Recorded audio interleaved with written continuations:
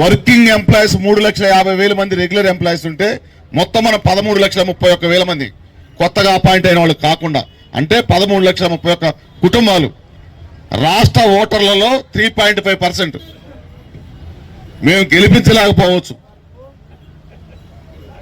మార్పు తేటానికి మేమే మూల కారణం అవుతాం. మా మాట కూడా మా ప్రాథమిక సభ్యులు వినరు.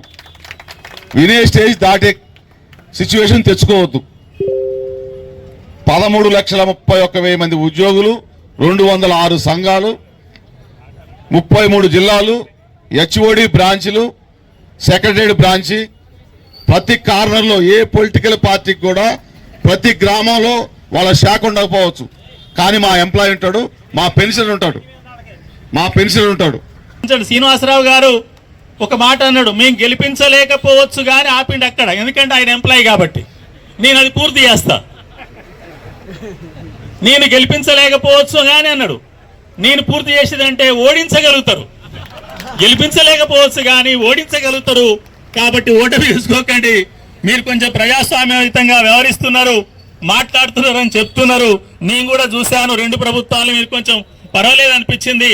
కానీ అది కూడా మసక బారుతుంది. మసక బారనీయకండి.